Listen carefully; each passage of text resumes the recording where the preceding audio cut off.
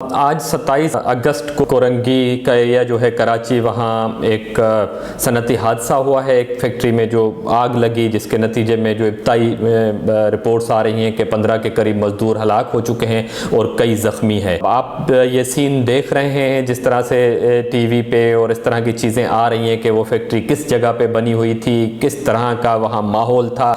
जिस तरह का रेस्क्यू ऑपरेशन है उससे अंदाज़ा लगाया जा सकता है कि किस तरह से लोगों को निकाला जा रहा है और एक जले हुए इंसान उससे निकल रहे हैं। ये एक बहुत ही बदकिस्मती की बात है कि ये हादसा बल्दिया फैक्ट्री फायर की नमी बरसी से सिर्फ 15 दिन पहले हुआ है। 11 सितंबर 2021 को बल्दिया फैक्ट्री की नमी बरसी होगी और आप सब लोगों को याद है कि बल्दिया फैक्ट्री का सानिहा 11 सितंबर 2012 में हुआ था और ये पाकिस्तानी तारीख का सबसे बड़ा सनती हादसा था, जिसके अंदर 260 लोग जिंदा जल के मर गए थे। अब होना क्या चाहिए था? सबसे ज़्यादा जो अफसोसनाक पहलू है वो ये है कि क्या हम कोई सबक सीखते हैं, क्या हम किसी चीज़ से कोई चीज़ लर्न करते हैं? होना तो ये चाहिए था कि उसके बाद कम से कम सिंध के अंदर हर चीज़ तब्दील हो जानी चाहिए था।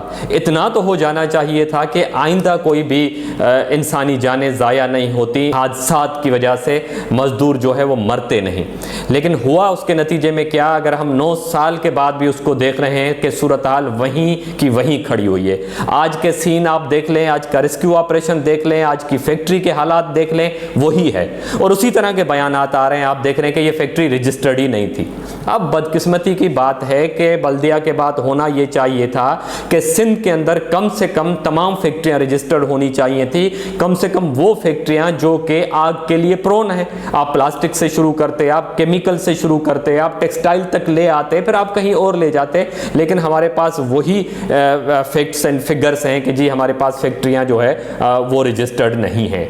दूसरा जो अफसोसनाक पहलू इस बात का ये है कि कुछ तो बदलता यहाँ पर, लेकिन सिंध के अंदर मैं बताऊं कि कोई 1 करोड़ 44 लाख का लेबर फोर्स है, लेकिन सिंध में सिर्फ 18 ऑक्यूपेशनल हेल्थ एंड सेफ्टी के इंस्पेक्टर्स हैं।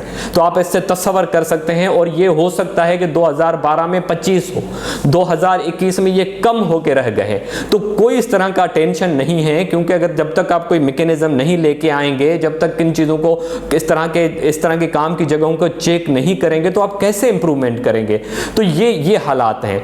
ठीक है, सिंध में एक कानून आया है जिसको हम ऑक्यूपेशनल सेफ्टी एंड हेल्थ का कानून 2017 का कहते हैं। उसके नतीजे में एक occupational safety and health council बनी है और बदकिस्मती से मैं उस काउंसिल का एक मेंबर हूं, लेकिन उसकी सिर्फ 2 मीटिंग्स हुई हैं। लेकिन ये चीज़ें सिर्फ कवानीन बनने से कुछ नहीं होता। आपने जो मैकेनिज्म है वो नहीं बेहतर किया है। आपका जो लेबर डिपार्टमेंट है, जो बुनियादी तौर पे एक मैकेनिज्म है इन चीज़ों को बेहतर करने का, वो अभी तक भी जो 40 साल पहले बना हुआ था उन्हीं हालात में है। ना तो आप उनकी कैपेसिटी बढ़ाई है, ना उनके स्किल बढ़ाए हैं, ना कोई आप उसके अंदर नए लोग लेके आए हैं। और संजीदगी का बताएं, कब आप इस पे कोई सर जोड़ के बैठ गए कि हमें यहाँ इंप्रूवमेंट करनी है, इन चीज़ों को बेहतर करना है? तो मेरे ख्याल में ये हर हादसे के बाद हम यही बात करते हैं। तो एक मरतबा मैं तो यही बात करूँगा कि सिंध में इसको मैसिवली इंप्रूवमेंट करने की ज़रूरत है। और अगर मेरी तो अपील होगी जनाब बिलावल भुट्टो जरदारी साहब से, जनाब सईद गनी साहब से, जो कि लेबर के मिनिस्टर हैं, खुद वो एक मजदूर रहनुमा के बेटे हैं और उनका बैकग्राउंड है कि अगर आपके दौर में भी कोई रिफॉर्म्स नहीं आ सकते हैं, कोई इस तरह की बेहतरी नहीं हो सकती है जिसके अंदर हम इस बात को कम से कम किसी हद तक तो यकीनी बनाएं कि जब भी कोई सनती हादसा, पहली बात है तो होना ही नहीं चाहिए। अगर होना चाहिए तो उसमें इंसानी जानों का ज़िया जो है वो कम से कम होना चाहिए। तो मेरे ख्याल में अगर हम एक मरतबा फिर कुछ सीखना चाहते हैं तो मैसिव रिफॉर्म्स की ज़रूरत है। आपका ऑक्यूपेशनल हेल्थ एंड सेफ्टी का जो पूरा आपका जो डिपार्टमेंट है, बल्कि एक डिपार्टमेंट तो एग्जिस्ट ही नहीं करता, हम किसकी बात करें। लेकिन मुझे बहुत अफसोस हुआ कि ये एक और हादसा हुआ और ये बहुत ऐसे मौके पे हुआ जो मेरे ख्याल में हम सब लोगों के लिए बहुत ही एक बायस से बहुत बड़े दुख की बात है।